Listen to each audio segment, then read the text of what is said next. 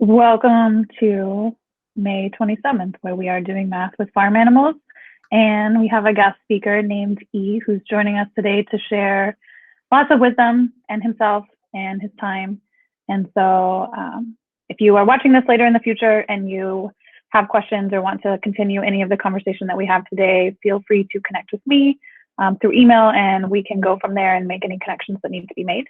And so this group is titled It's Okay Not to Be Okay. And so we'll talk through various things and hear information today and kind of always bring it back to that. So if you have any questions as we go along, we kind of have morphed this into somewhat of like a podcast style thing. So it'll be a back and forth-ish conversation, but we want this to be useful for anyone watching or participating. So if at any time something comes up that's off the topic that we're talking about that you want to know about, type it, remember it, write it down, and we will make the space that we have for that. And we typically go till about, I try and notice time at around 4:20 or so and make sure to pause in case people have questions to think about them. And we've gone between 4:30, 4:45, or sometimes a little closer to 5 if the conversation is going there. So just know that, and if you need to leave at any time, take care of yourself, do what you need. And yeah, so I will ask if you want to just introduce yourself, E, and tell us who you are and kind of what brought you here. I'll ask you some of the questions we like to ask everybody and then dive into some questions I've been given and let you share with us yourself. So. Nice. Thanks, Kim. So my name is Ernesto Dominguez. Most folks call me E, and my pronouns are él, he, him, and his. And I met Kim at Concordia University, where I went to school for undergrad for social work. And then after that point, I went to PSU for a master's in social work as well. Since then, I've been working in COVID response. So I've been doing contact tracing, case investigations, and then working in an HIV clinic while also doing currently vaccinations for COVID-19. So I got really engaged in that work because as I was graduating from my master's degree, COVID hit, right? So I finished in April of last year, and that's when kind of things really started to get pretty bad in the state of Oregon. And all these opportunities opened up. So instead of doing regular social work, I did kind of pandemic response social work, which is, I think, slightly different, but I really enjoy. And then just a little bit about my background to give you a sense on like who I am and where I'm coming from. I was born in Guadalajara, Jalisco, in Mexico. And when I was a year old, my parents made the decision of coming to the United States to try to find a better life for us. They understood that for them being in Mexico, there really wasn't a lot of opportunities that they thought they would have, and that they thought that we would have as children growing up. And so because neither of my parents graduated even elementary school, they knew that more opportunities could exist for them in the U.S. It was a terrible time for them to come here because it was while the border was facing a lot of really intense lockdown, and they did so in a way that was that made it so that we were all undocumented. So they had to find work as undocumented people. And then I went to school not even knowing that I was undocumented until I tried to get my first job at 16 and asked my mom if she would give me my social security card so I could apply for a job, at which point she told me that I was undocumented. Around that same time too, I realized that I was gay. And although I initially tried to hide it, it kind of, what I found was that the more and more I repressed it, the more and more difficult that my own mental health became, and the more that I just felt less happy. And so I ended up coming out, and it was okay for many people in my family, and it was really not okay for other people in my family, including my mom. And so I left home at 16, was homeless for a little while in Portland, but eventually found some good employment with the city of Portland. And then, like I said, eventually decided to go back to school to actually get a degree, and then now too. So that's kind of my background, how I landed to like where I am today, working in pandemic response, and even just being in Oregon. Yeah, I hope that's a good, just hope that piques your interest, I guess. Yeah, and you have a great dog and family as well that seems really cool. So those are fun things. Let's see. I'll just jump right into some of the questions we have. So one of the ones we like to ask everyone is, if you had a superpower, what would it be? And maybe why, if you're open to sharing. Yeah, I've thought about this a lot, and I heard a long time ago that the like two main ones are like flying and invisibility, and I don't know, those never seemed quite accurate for me. I think as a social worker and someone that really appreciates doing that work, if I just knew what people were thinking, it would make my job a lot easier instead of trying to guess or instead of trying to like pull things out of them when it can be difficult to talk about things. So I think that like mind reading um, would be nice. Would you want it to be selective or always on? Like everyone that you Oh pass by, you gosh. could tell. Yeah, it would have to be selective because Okay. I think knowing what everyone around you thinks all the time can be pretty Yeah. bad. Yeah, I don't want Yeah. that. Yeah. Yeah. Sometimes Yeah. people say what they think and I don't want to know it. So, Yeah. Let's see. And a question that someone who watches the recordings will want to know is, if Harry Potter is something you enjoy or have enjoyed in your life before, what house resonates most with you? yeah, well, I took the Pottermore test, which told me that I was a Hufflepuff, which my little brother, who's a Slytherin, got really upset about and said, "There's no way I'd be a Hufflepuff." So maybe it's those questions don't say it, but I think that sounds good. There's some like aspect of like being an underdog and still wanting to be really nice and do good things resonate with me a lot. So I think that'd be a good house. Cool. Thanks.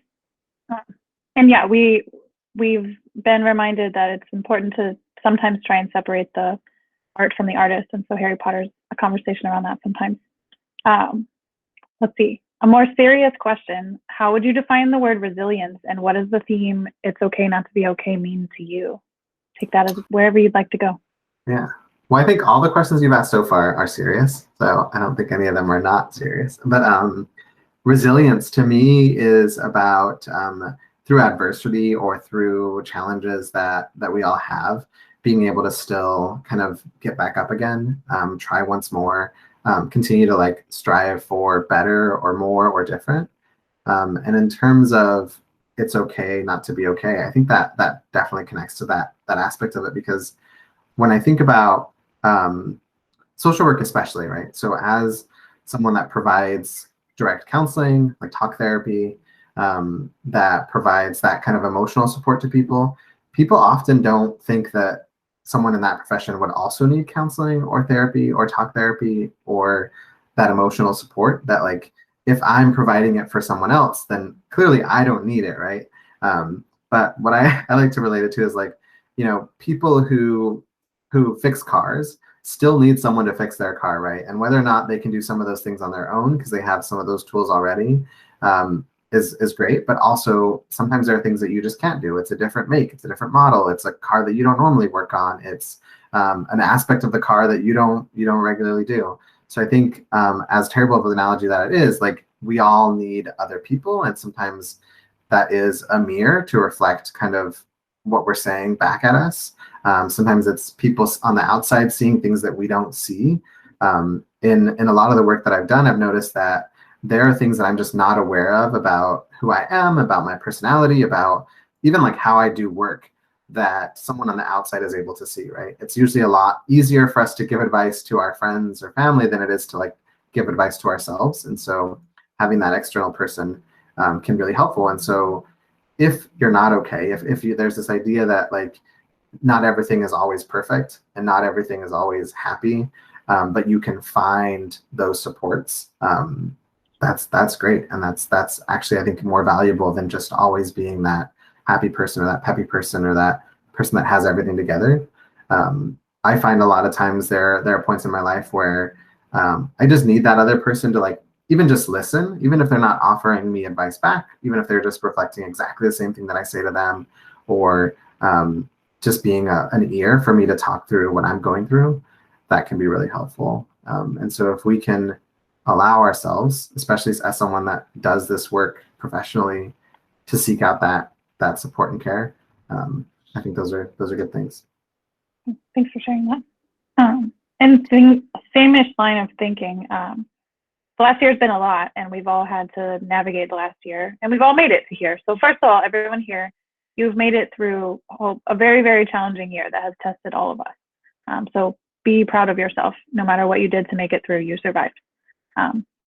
So what are some things that you find either like inspiration in or that help you make it through things? Because there's a lot of things in life.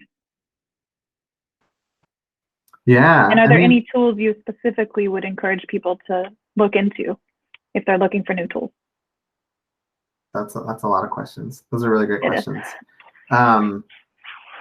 Yes, I mean, there's definitely things that I'm trying to think about, like the things in my life that resonate, that make me feel hopeful, which I think is the thing that I usually think about when I think about getting through really terrible parts of my life, right? Like coming out as gay, or being homeless, or being fired from a job, or losing a partner that I've had for a long time. Those kinds of things require things outside of myself to like get through those times. And what's been really helpful in those experiences is just having hope that there's something better or different soon, or at least in the future. So I think about just around my house, I think about the pets and the people in my life that really bring me joy, bring me happiness, that can kind of bring me out of kind of my dark place. I think about nature and outdoors when I'm feeling really down. Going outside and being in nature, and not just like taking a walk outside, but like really seeing things, smelling things, touching things, really being present in those experiences. One of my favorite things is to lie down in the grass, especially without a shirt on, because I don't know, just like the cold and the dew and the wet and sometimes the creepy crawlies that come out of the ground just like remind me that like things are just a part of life and there's nature around us and it'll always be there and it has been there. And so that kind of reminds me to kind of, I guess, like physically be grounded in what's happening around me. I mean, also when I'm doing those things, I tend to get away from the things that are bothering me, like work or school. So taking that time to be away, and just being in that present moment and being in whatever, if you're with friends, if you're with family, if I'm having dinner with someone, if I'm feeding my dog, just being really present for those things, as mundane as they, are. One of my favorite activities every day that I have to do every day, is make coffee for myself. And some of it is like about the caffeine. Like I am absolutely addicted to caffeine. I need to have that every morning. But another aspect of it is the like monotony of just like doing something very basic, very simple that I do every single day in the same order, unless I'm out of creamer. That like having that same ritual almost in the morning is really like grounding and again like centering to like, okay, I'm starting my day. It's gonna be a good day. I need to boil this water, or I need to steam this milk, or I need to like tamp my espresso. I have really fancy coffee in the morning. I have an espresso machine, and so doing those things, it like brings me back to that place of like, all right, I'm ready for the day. Now I can talk to people. Now I can deal with whatever emails are coming through. Now I can respond to those messages or emails. Those kinds of things of like finding those times in my day that can ground me, can remind me that like this is another day. I have another opportunity. Whatever I didn't finish yesterday, I can work on today. I can work towards those goals again. Those are the things that I find really helpful. Thank you. And my last like general question is, so most of the folks watching this are students that are currently in high school, or maybe they will be watching it in the future as they come back to high school in the fall. What's kind of some words of advice or insight you want to offer teenagers who have experienced the last year and witnessed the last year and will be moving back into in-person school or returning to normal? Yeah. And I think, I mean, this is a question that I think I kind of would throw back on these young people is, you're the expert of your situation, of your life, of your day even. And so it doesn't really seem right for me to like tell you how to handle it or how you should be feeling, or, here's what I would do, because I'm not in your place, right? I'm not a teenager growing up today. I'm not a high school student. no one who's an adult right now is like grew up with a similar experience, right? There are other things that maybe we can try to compare to or relate to, but really, no, unless you're a teenager right now, you don't know what it's like to be a teenager right now. And so I would say to like fall back on the things that you've done in the past when things were difficult or when things were awkward or when things were just not positive. Find those things that you're like, okay, the last time that I had something really tough, and not to say that you've probably experienced something as equally as tough as this, but the last time you experienced something tough, what did you do? What was helpful? Who was helpful? Were there things that you did to help kind of bring back that normalcy? And I think that just giving yourself permission to like take things slowly and not just go back from 0 to 100 right away, right? Some things are gonna. The other day I had lunch with a couple friends who I hadn't seen in like over a year, and we had lunch in person outside, and it was the first time that I had been around people outside of my pod without a mask on, and it was really awkward. Like I didn't like when they showed up, I still had my mask on, and every time like we would get to talking and I'd remember, oh shit, my mask is not on. Like, oh my God, like what am I doing? And realizing, okay, no, this is okay. We're all vaccinated. Like we're still distanced. We're outside. This is safe, right? So even though I was taking this risk, and there is a risk in anything we do right now, I had to just remind myself that it was okay and to take it slow. And I still wasn't ready to have people inside my house, and I still wasn't ready to have groups of 5 or 10 people. But with this one person at this one time outside, I was comfortable with that. So I think those are some of the things that I've felt have been helpful for me.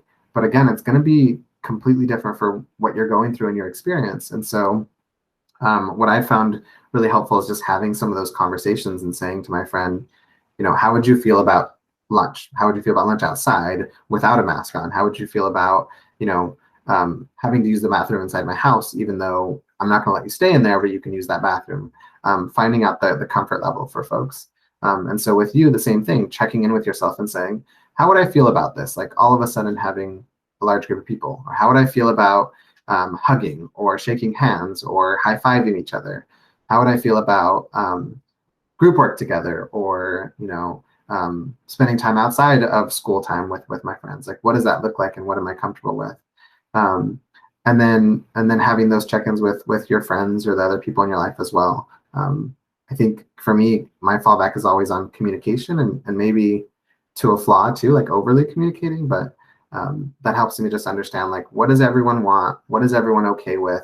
What am I okay with? And what do I need to make sure other people know about in terms of like consent or permission to do X, Y, or Z, whether it's about COVID or about, sexual health or about mental health or about, relationships.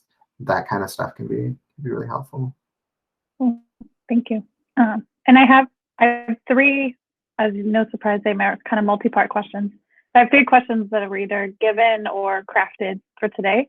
And then after that, I want anybody who's here to feel free to type anything in the chat they want to add on. But you mentioned that so right now you work with folks around COVID things. And recently, young people are eligible for the vaccine now. And so I'm curious if you would just be able to share with us what are types of things you've heard from teens about accessing it, and what do you want to make sure that young people know in general about COVID, vaccines, that kind of topic right now? Yeah, those are some great questions. We've only been doing folks 12 to 15 for about 2.5 weeks. Before that, it was folks who were 16 and older, so 16, 17, 18, were able to get Pfizer. And it's still, Pfizer is the only vaccine that has approval for 12 to 18-year-olds. Anyone can get Johnson & Johnson or Moderna, but Pfizer specifically for those 12 to 18-year-olds, and specifically newly the 12 to 15-year-olds. What I hear from folks a lot is just asking about like permission, what kind of permission you have to have, who can consent to having a vaccine. If you're 12, 13, can I just go by myself, or do I have to bring someone with me? So an answer to that question is just that anyone who's 15 and older in the state of Oregon is allowed to consent to these kinds of medical procedures. So if you're 15, 16, 17, 18, without anyone else, you can decide you would like a vaccine or would not like a vaccine, and then you can go and get them. If you're 12, 13, and 14, you do have to have parental permission or at least adult permission if it's not someone who's a parent but a legal guardian. And that permission can be either in written form, so you can get a permission slip signed, or in like a phone call. So when you're at a vaccine clinic or if you're at your school and they're giving out vaccines, they can call your parent to get permission, parent or legal guardian, or having the person actually there. It's best if the person's actually there because we ask some pretty detailed like health questions about allergies and about other medications you might be on or have if you've had any other vaccines. So sometimes it helps to have that person who might remember some of those things. But if not, over the phone or with a card is fine. Other questions that I get a lot are about like side effects and people wondering like, what's going to happen when I get it? What might I experience? You know, am I going to get sick? And so I think there's a lot of answers to that. And basically the best answer is that every person's body is different. And so the way that we react to any medication, especially vaccines, is different for each person. So some people that we vaccinated most recently that are young people have had headaches or body aches. It's really common to get, especially in the place where you had the injection, so in the like upper arm area, to have that place be sore or even get a little bit tender or red. And that's completely common. And that usually goes away pretty quickly within a couple days. And it's really easy to like treat. So if you're having that kind of pain, using an ice pack or taking Tylenol can be really helpful.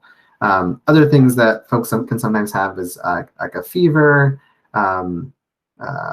maybe sometimes nausea, feeling really tired. That's a pretty common one. Because what's happening in your body when you get a vaccine is your body's developing how to fight off the COVID virus. So even though the vaccine doesn't have COVID-19 in it, it has some of the receptor cells that COVID-19 uses to attach to your immune cells or to attach inside your body. And so your body's learning how to fight those receptors and eventually that virus. And so when it does that, it uses all of the same tactics that it uses anytime you're fighting off any kind of illness, like increasing your temperature,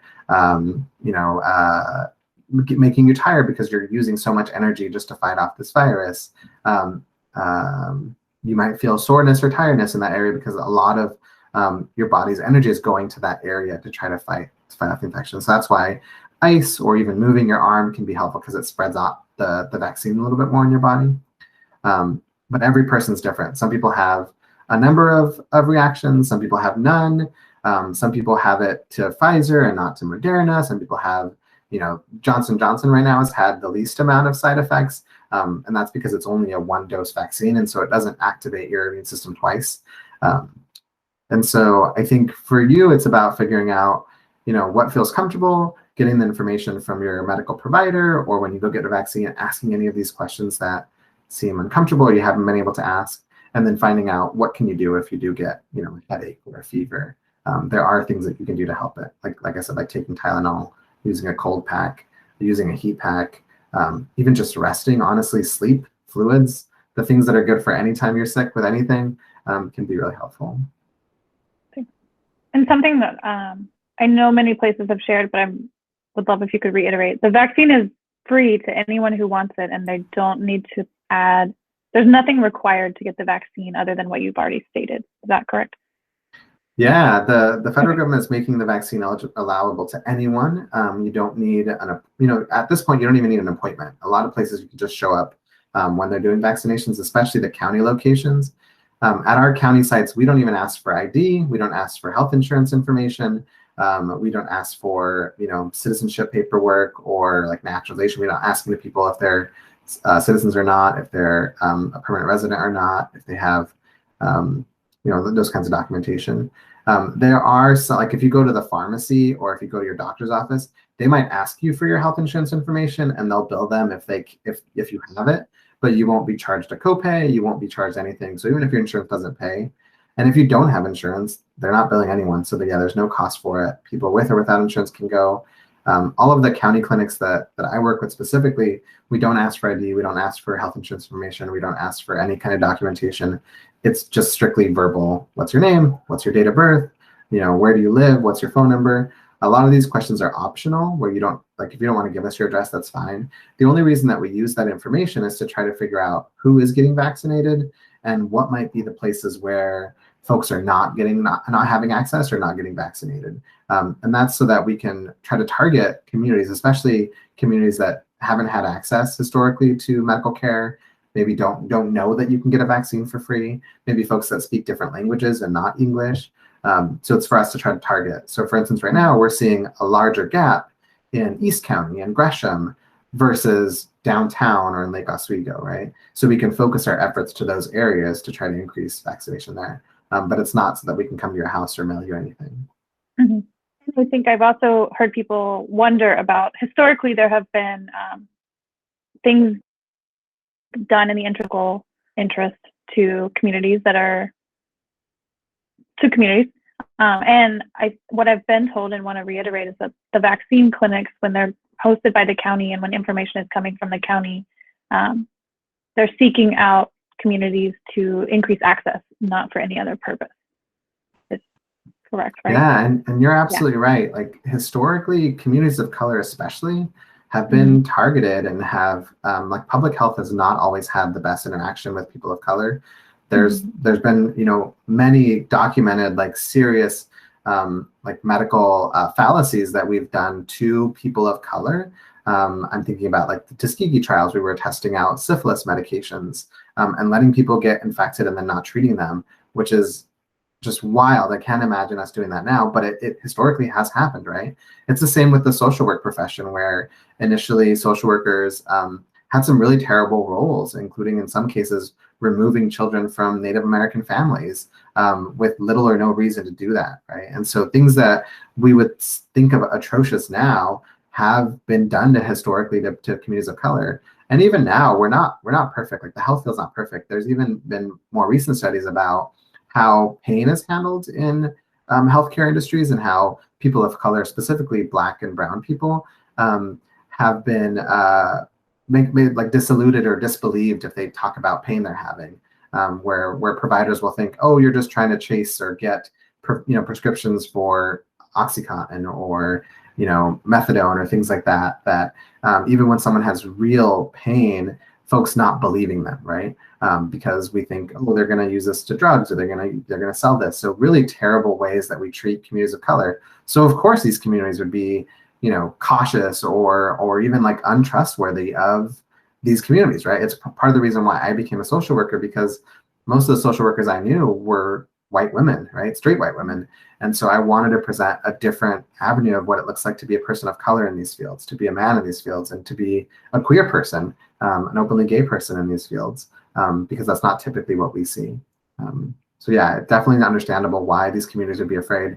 And I know that the work I do now, if I didn't believe in it, if I didn't believe that we really are trying to do the best by communities of color, I wouldn't be doing it. So I hope that seeing someone, seeing a person of color, seeing how things have changed, and seeing how there's a lot more scrutiny can help people feel more comfortable in receiving this vaccine, especially.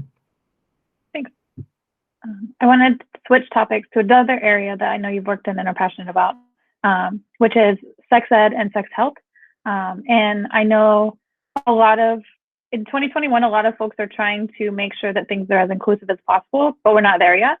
And so I'm curious if you can share things that, I don't know what better way to phrase it, the things that we don't talk about yet in schools or in curriculum. Like, what are some areas of sexual health and sexual education that get left out that you have maybe some more expert information on than we might already be sharing here at school?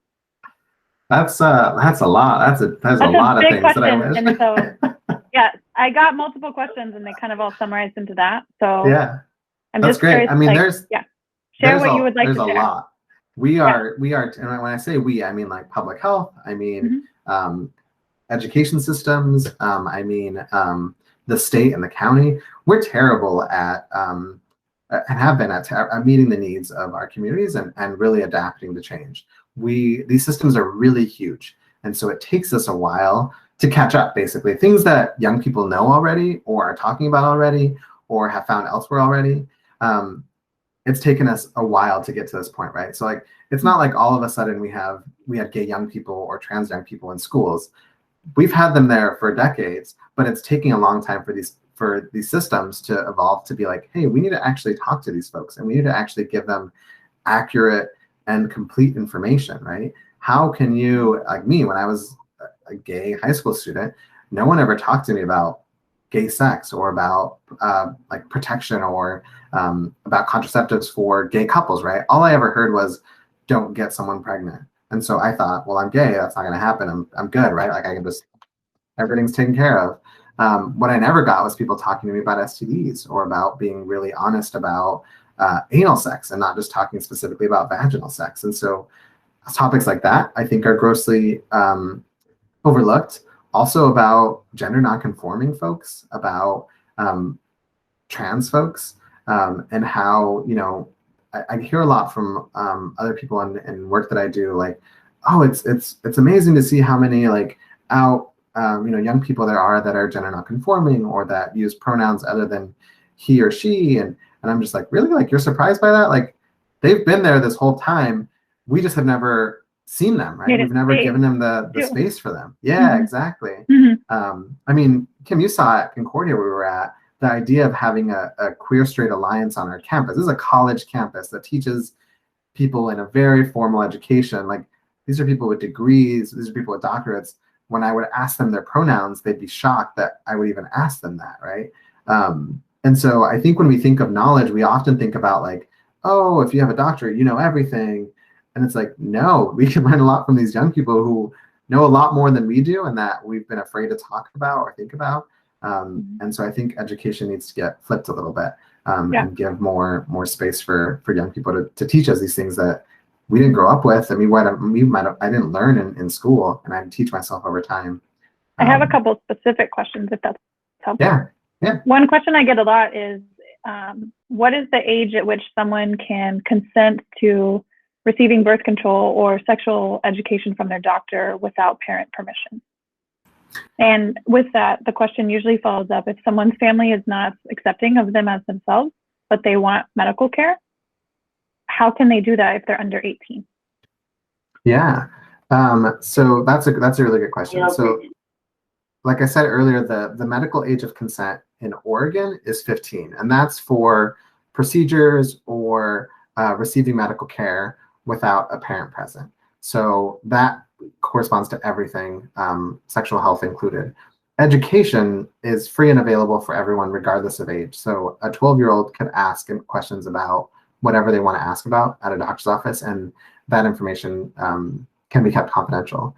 The difficult piece is when we come into things like insurance, right? So if you go into a provider's office and ask for an STD test, and you give them your insurance information, or maybe they already have it because that's the doctor you go to normally, sometimes what the insurance companies will do is they'll send an explanation of benefits or an explanation of the care that you received.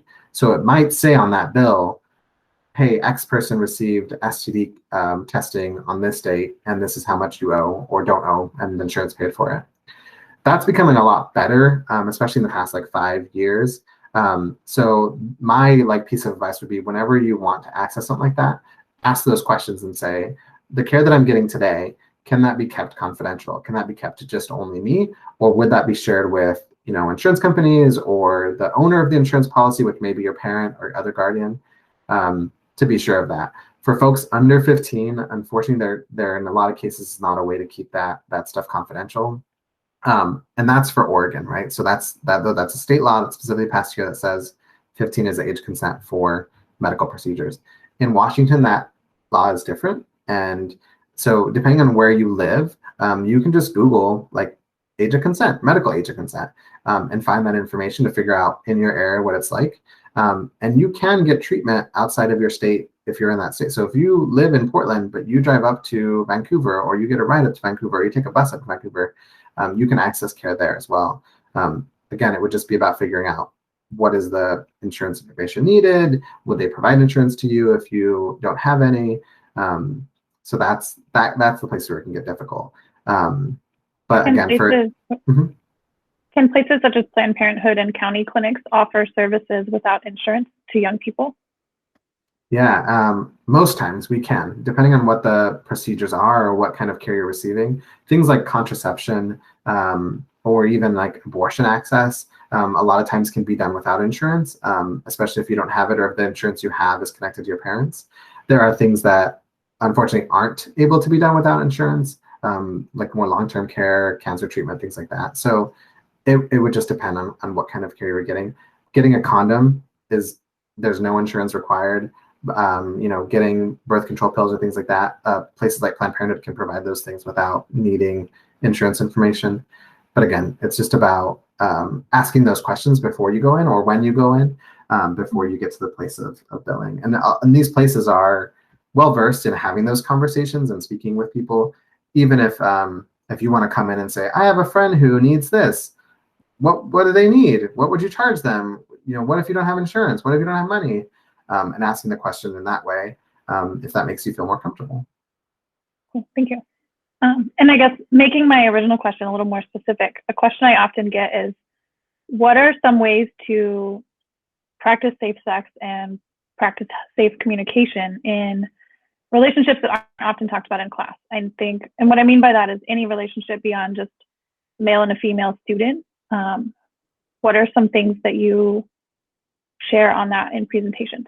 Because I don't know that we get that information always. Yeah, that's a lot. That's a lot I could cover there. I think the key for me is always communication. So if you're engaging in any kind of sex with another person, communication is key because one, you want to make sure that they know exactly what you're interested in and what your boundaries are, and then also to ask them those same things, right? We don't do anything without consent. And sometimes that requires multiple conversations or multiple, is this okay versus this, and how far is this, and those kinds of things. But I would honestly say, like, if you can find a trusted person in your life to have these conversations with about, like, how can I have this conversation, or I'm thinking about XYZ, that is honestly the best way because you can get a lot more information than what I can give you in this like 2-minute question answer. So if there's maybe a teacher, a counselor, someone like him that you can go to ask some of those questions or get guidance. Again, you could even ask it as a, hey, I have a friend who's thinking about doing this thing and I'm worried about them. Can you give me some advice for them? That's a really great way to phrase these things so that you don't feel like it's going to be a question that's going to be put back on you.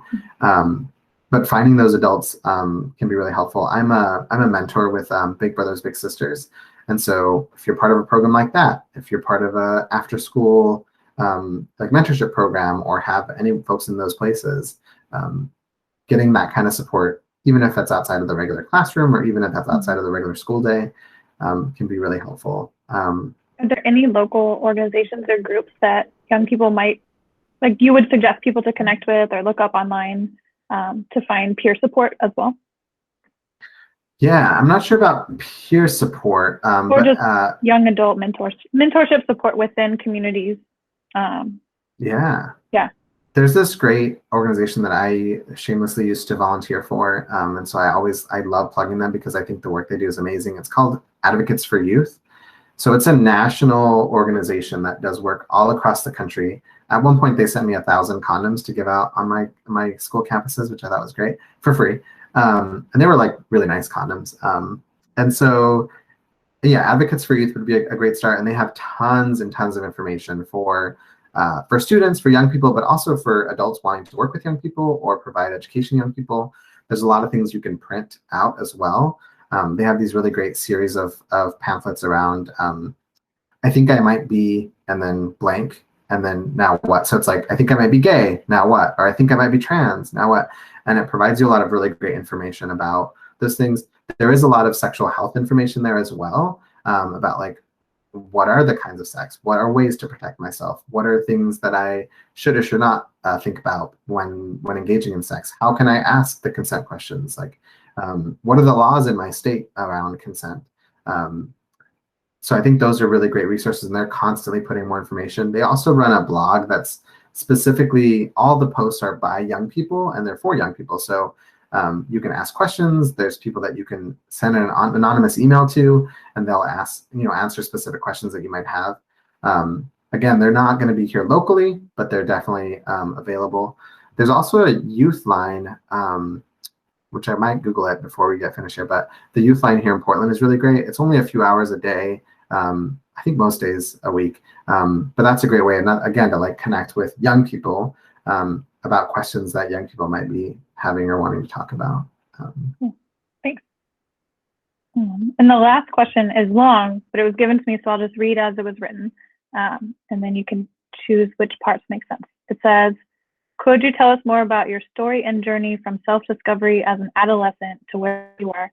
And what advice might you give to a young person who's discovering themselves and worried about lack of acceptance from peers, family, or the world? So as you write your novel to share with us, that's my final question as well. And so other people, as you have questions, think about them, type them, and we'll go from there. That's a lot. Can you put that in chat just so I can make sure I capture the different pieces of that question? I will paste it into the chat because I am a visual person. Thank you. Feel free to, basically, I think that the question is, maybe someone who wrote this to me was feeling like they are learning about themselves and not sure they'll be accepted and want to know how you made it because they thought you sounded cool in the bio. I'm not, I don't know about, I would say cool. I'm okay. Yeah, so I mean, I'm still finding myself. I'm still on a journey of self-discovery. I'm learning things about myself all the time, including things that I like or don't like, especially around food. That seems to me right now like the thing that I'm like, I want to try as many different foods as I can. And so I think with that process, what I learned just growing up myself was that there was always people that I could find and connect to and trust. I just had to look for them, right? And so I've had mentors my whole life that I've kind of not necessarily forced them to be my mentor, but just basically was like, hey, you're doing something really cool, and I would like to be someone like you one day. Like, help me understand how you got there, or what are the things that helped you get to that point. And forming those kinds of relationships that really, I still now have relationships that I had for 15, 20 years, which seems like a long time until you get to 15, 20 years and you're like, oh wow, that went by so fast. But keeping those relationships with people to constantly go back to. Like for instance, Kim, we were at the same university or at Concordia for a while, and we just will randomly see things that we're doing or the other person's doing or engaging in that we're like, oh, that's really cool, and how can I help, and what can I do, and I need your help.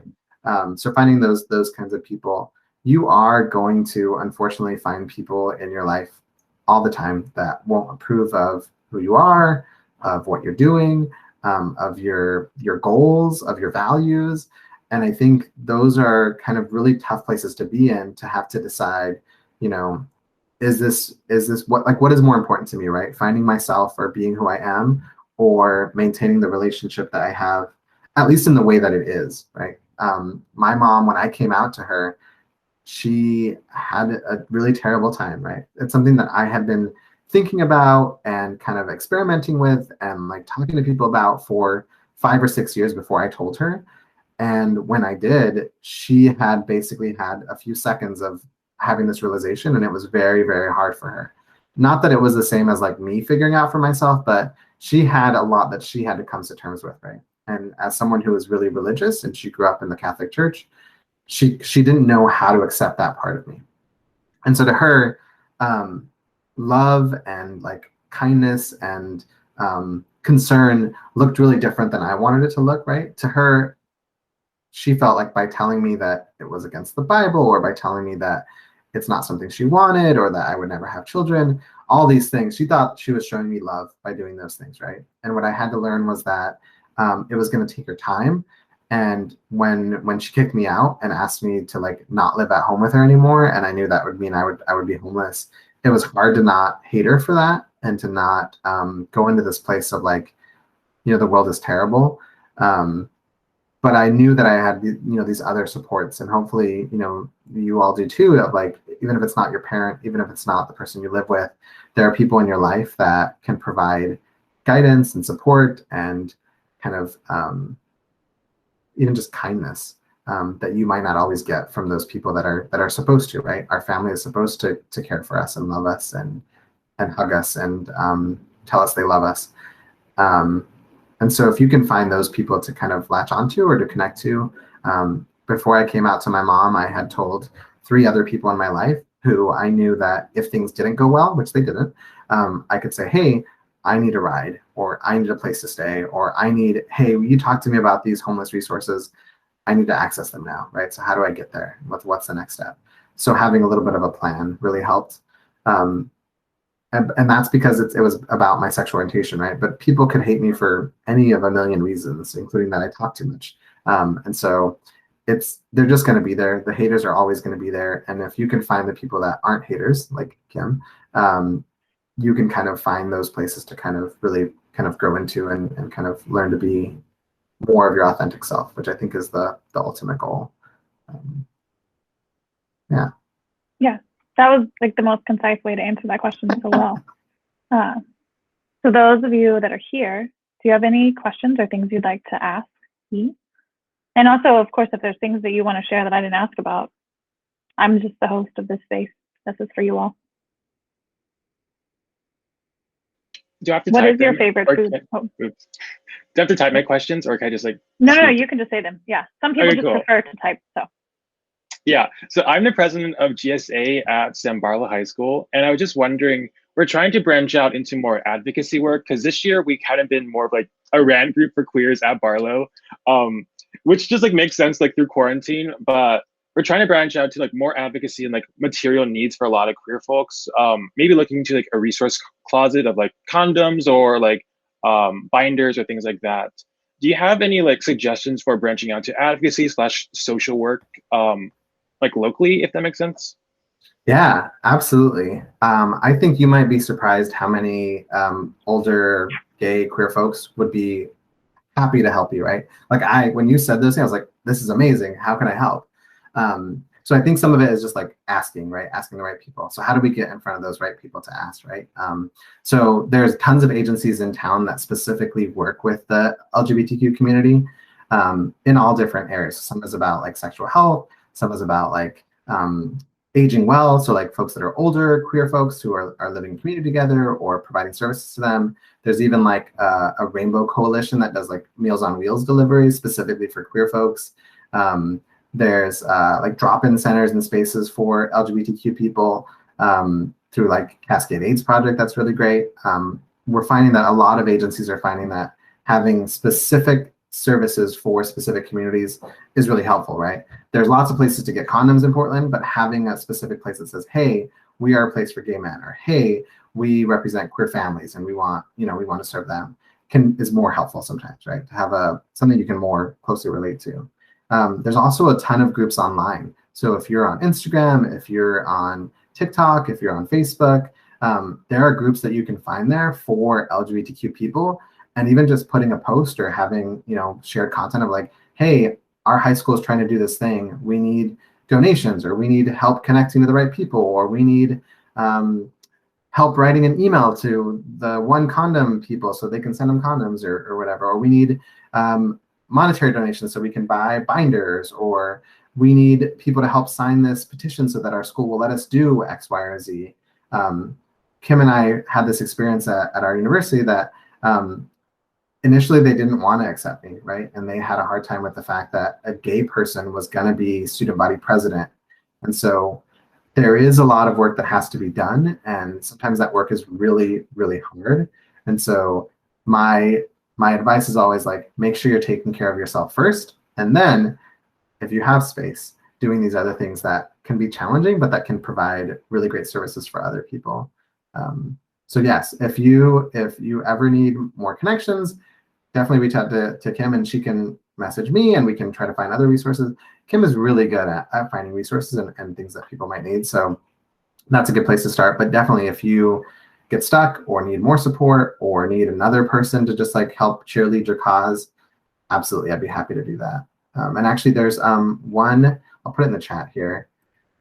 Oregon has this really amazing program that anyone can request free condoms mailed to whatever address they want up to twice every 30 days. And they're really nice condoms. You get a whole envelope and there's even lube included in it. And it's a discreet package and you can have it sent anywhere. So like I've had them sent to my workplace. I've had them sent to my house. So like depending on what works for you, they can send you free supplies. And I'm sure if you reached out to them, they would send you even more if they knew it was for something like, a supply closet or things like that. For sure, thank you. I have one more question, if that's all right. So when looking at like queer like sex ed specifically, I know it's like harder to like change the whole curriculum of school. So would it be like for trying to educate like students who like don't or like taking or doing like unprotected sex and like having individual lectures at like a GSA be more helpful, or would it be worth like branching out into like a larger school curriculum or something like that? I'm just not sure like the right route to go because a lot of like folks are not going the safest route. Yeah.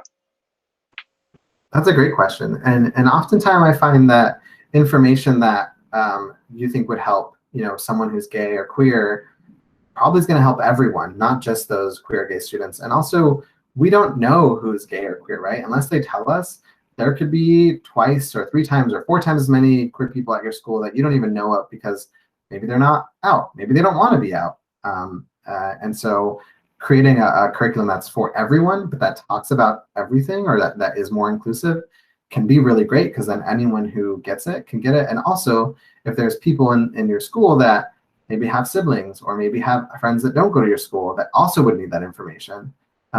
So I think the wider net, the better, but also it does help to have a queer specific space. If you're talking about something that's for a specific community, to have that affinity space, to have these discussions, right, where it feels a little bit more comfortable, where everyone's kind of on a more similar page or maybe more in the same place. So either is great. And I think for you, again, you're the expert, you're in the school, you're having these conversations. I think it's for you to decide like what makes the most sense for what you want to do or what your group wants to do. And in conversation with other folks at your school. Yeah. There is a great SMIRC, the Sexual and Gender Minority Youth Resource Center, has a lot of really great materials they've already created that you could even say, hey, can you come train, me? Zila, I want to learn how to do these trainings. Can you come train me so that I can do them in my school? Can you send us the materials that we need? Can you give me the curriculum so that I can do it? Can be really empowering too, because then you have the knowledge to share with other people, even if it's not SMIRC coming out, every year, every other year. I love SMIRC. I've worked with them before, and I have heard rumblings. I don't have confirmed dates or anything, but I've heard rumblings of adults within the district wanting to have them come and do training so that adults can begin to have conversations that need to be had. And at the very minimum, just learn new things from someone that's a trainer instead of expecting students to educate them about themselves. So that's exciting, and hopefully that will happen next year. Yeah, that's great. If not, I mean, we can, grassroots. If you come from the top and the bottom, eventually you'll meet in the middle, right? There you go. So, does anyone else have questions or thoughts or things you're curious about? Let's see. There are 50 cows in the field and 28 chickens. Oh, wait, 28? Oh, I understand this. That is so good. Nice. Yeah. I really appreciated you sharing your story. Thank you for doing that. A thought in my mind is, as a youth, oftentimes there's a lot of coming to terms with, some of the things that are going on inside and identity issues. And your story just prompted me to think about, are there things that would help the disclosure or coming out that you look back now and go, man, I wish I'd had this support, or I maybe would have liked to have, this resource, or maybe done this, it this way? Are there ways that, you think back about that, and what things might have been helpful for you in that time period? Yeah, thanks, Nikki. That's a great question. I mean, there's a lot of things that I think my teachers did terribly wrong, and there are some things that they did really great. It wasn't until high school that I met the first gay adult, right? And it happened to be a teacher, and a teacher that was willing to be out, which was very difficult. Yeah, I grew up in Salt Lake City, in Utah, and I went to a school that was very conservative, and so to have an out teacher was a huge deal, right? And to me, even though I wasn't ready to be out at that point yet, having this person say, yes, I'm out and this is my life and it's positive, and just like your other teachers have pictures of their partners in their offices, I have a picture of my partner, and just like your other teachers talk about their vacations with their spouses, I talk about my vacation with my spouses or spouse. And so I think those kinds of things of just modeling it being normal, right? Like it wasn't a big deal that, all right, here we go, I'm going to tell you this big news, I'm gay. Like it was just like almost like nonchalant. Like I almost had to be like, wait, did he just say husband? And just making it like it's just like it's not a thing, because it doesn't have to be, right?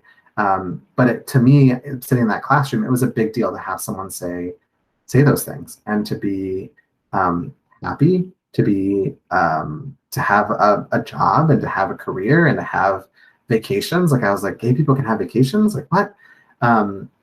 Having information up in rooms. So I've had other teachers that were not gay, but that would put up information about LGBTQ people, about LGBTQ agencies, about sports, even just changing the language you use.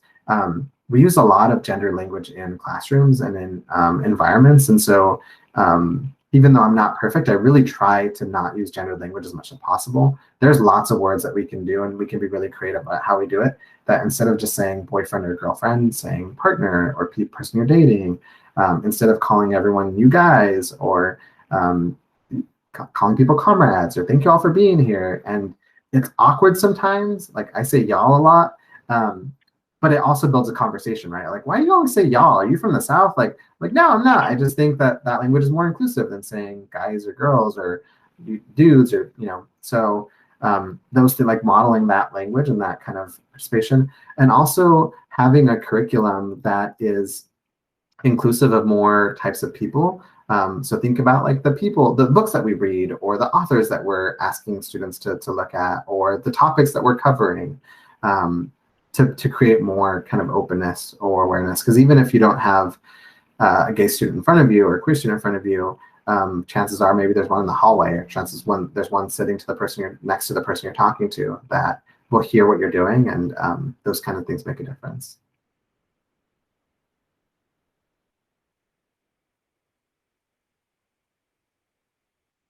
Thank you for those great suggestions. Are there things in like your personal story that would have outside, like maybe outside of school, helped you as well?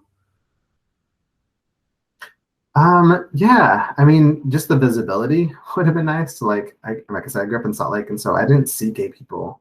I at one point felt like I was the only gay person on the planet of the earth, right? Because I didn't know that those things existed. And whenever I would see them on TV or in the media, they were a joke, or they were like the punchline to something, or they were like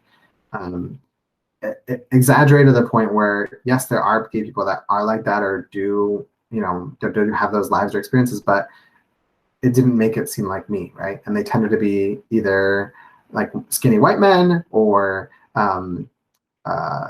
larger like women, right? And not ever people that look like me, or I still don't remember the first time that I saw a gay brown person. I was like, wait, that's that could be me, like that could be me, right? And so the more experiences that we have with these varied identities, the more they're talked about or promoted, the more we show films like Pose, or like Paris is Burning, or like these really great examples of like different kinds of queer people, instead of pigeonholing us. Those would have been really useful. And also just having more openness in people talking about those things that I didn't feel I could have those conversations, because I didn't hear anyone else talking about it. So that would have been nice. I mean, it would have also been nice to have supportive parents, but that eventually did change. And I actually have introduced my mom to my partner, and we've gone to Mexico, and she loves him, I think, more than she loves me, which is hard sometimes, but it's all right. It's a good change. That's awesome. I was also thinking, like, I often hear about like safety plans or things like that. I was thinking maybe even with the GSA group, just as students maybe are sharing where they're at, having resources or something. Do you think that would be something helpful, or in your case, or would that have been a support to you? Yeah, I mean, it might seem weird if you're talking to someone who's not thinking about suicide or self-harm about a safety plan. But when I was contemplating suicide and when I actually had my attempt, um, having people around me that would have a conversation with me in a non-judgmental way, because what I was usually getting was like, "Oh my gosh, I can't believe you did that," or like, "That's terrible. Like, why would you try that? We love you. Like, why would you even think about doing that?" And that wasn't helpful because what they were doing is basically saying that I'm more of an anomaly or more of an outsider or more of a, you know, feeling more ostracized, right? Versus like, yeah, you were in a really terrible place, and this happened, and this is what you're going through, and that's understandable. Um, and tell me more about that experience and what was coming up for you, and even just asking why, to get more of an understanding, to like feel more connected to me. Empathy is really hard when someone is constantly trying to like find the golden nugget, or like the like at least this or at least that, or you should be so happy that at least you have a home, or at least you have parents, even if they're not supportive of who you are. So I think that's kind of, as people, what we tend to want to like sugarcoat things or like find the silver lining in things. And that wasn't helpful for me when I was in those places. What would have been helpful is to have someone get down to that same level and say, yeah, like, let me connect with something in my life that has been really difficult, or let me share my experiences with self-harm or suicide, if I've had them, to not feel alone or to not feel like the only one, would have been helpful. I'm sorry. I said the wrong, I guess, language for that. I was, I guess, thinking more along the lines like, hey, if you need a place to stay tonight or something, or Oh, hey, if you need, this resource. And it sounds like, Eli, that's exactly what you're building in your group, which was great to see. So I've ended up calling all of those things safety plans. And then I often end up giving a disclaimer because people give me the look. They're like, that's not what we're talking about. I'm like, no, I'm talking about your emotional safety too. Like, what you told me is you learned something about yourself that you're about to share with someone who maybe won't be as excited as you are. And I want you to feel that you get to keep that excitement. So if that doesn't happen, where are you going to stay? If that does happen, great. But because I tried to change it from safety plan to something else, and I was like, I just like having one word. From a social worker, I'm like, I just need one piece of paperwork. But because I'm like, and then it is an interesting way I've found to introduce the idea that like, if someone has had thoughts of suicide or self-harm, they feel safe enough to share that if they want to. Like, sometimes when people go through this, these are things that happen. If that happens to you, you can talk to me. I got nicknamed the suicide and drugs lady, and I felt it was actually an interesting compliment because it's fine. People can talk to me about all the things they can't talk about. And I think another thing that I think in social work that's shifting is around like, what does safety mean? And what does harm reduction look like? Because abstinence from anything is not necessarily always the best option for change or decisions. And so I try and tell people, and I'm sure we all have experienced both sides of this. Like, all conversations are confidential unless I'm worried about you or someone else.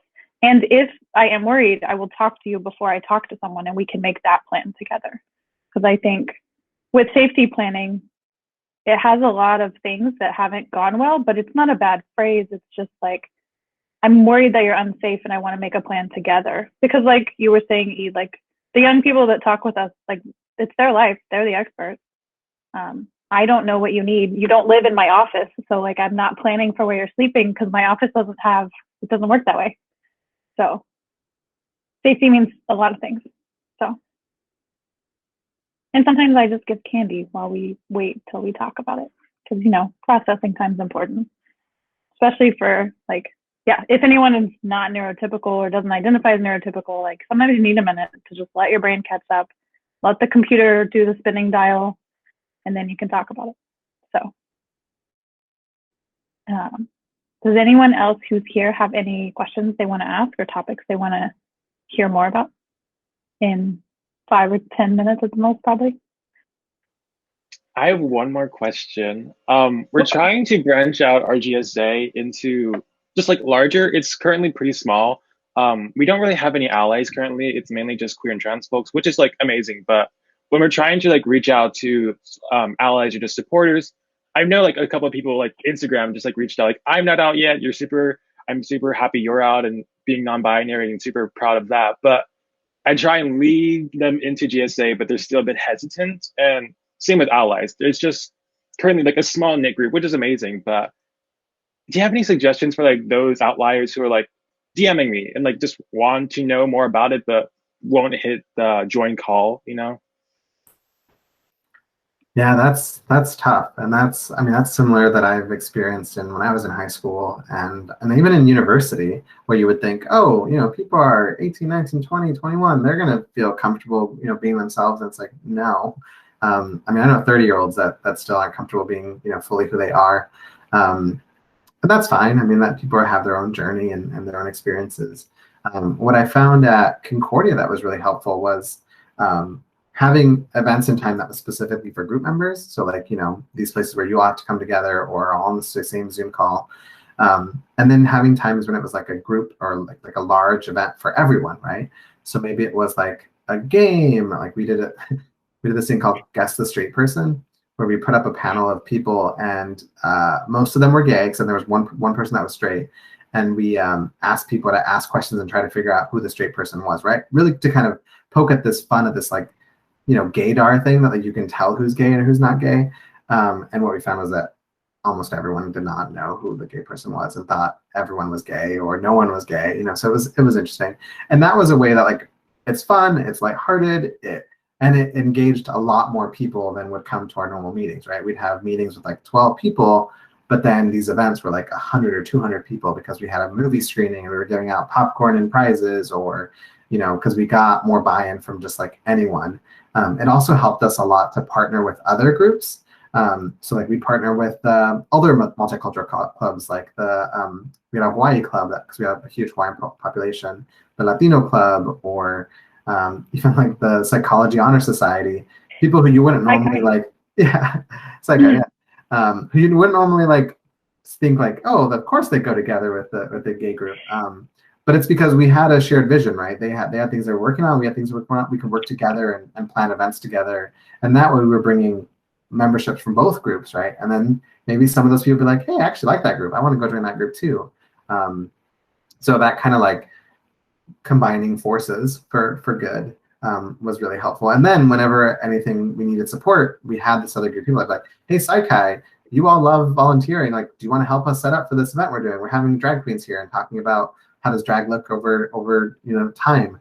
And they would help us set up and bring food, and then they would help us raise money even because they thought what we were doing was so great. So yeah, finding other allies that you might not even think are allies because you've never asked for that support or help. You might be surprised. Maybe there's other people that would love to help and just don't know how to help. I never thought about that. That's like the volunteering is also super cool because I'm involved in NHS and Key Club. I'm like president of NHS and vice president Key Club. And so the volunteering, that makes so much sense because we're trying to do like a gay prom next year.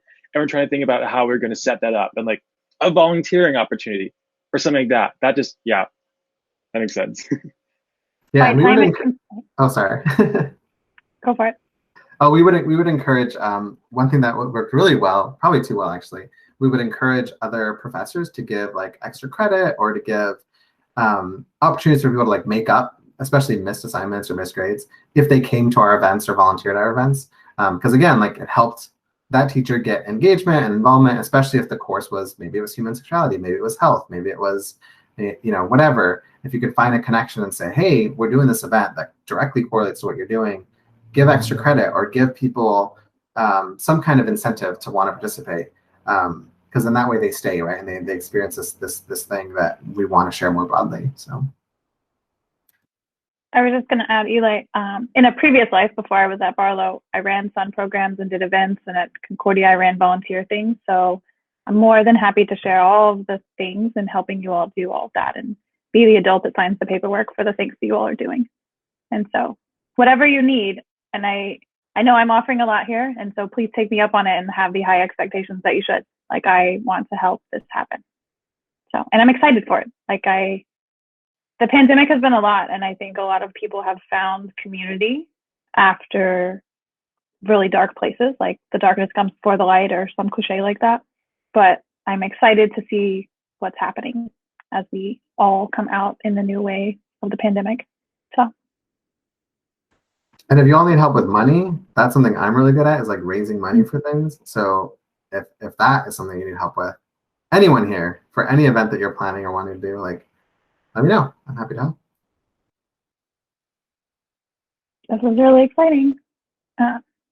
Well, thank you so much for sharing yourself, your time, and this space. This was really fun. And if people want to get in touch with you more, I'm guessing the best way is for them to get in touch with me, and I can relay things to you. And I wrote down some of the organizations. I'll rewatch this and write down more notes. But this recording will be, I'll do it over the weekend, available to share if you have friends that you're like, I wish they could get this information. It'll exist. So stay tuned. But, oh yeah, and your email address is in the chat, which I'll add. Yeah, feel free to, this is my work email address, so it's completely professional, it's fine. And don't feel intimidated about what you can or can't email. Like, I do sexual health work, I do HIV and STD work. Like, any questions that you have or that you are looking for support around, I'm happy to help. Maybe you can come be a guest speaker in some groups that we are expanding in the future. Yeah, I do fun like safer sex crafts, which are really great. Almost like Martha Stewart, but like with condoms, which is really great. I mean, it's fine to why reinvent the wheel? Just change it and make it what it needs to be.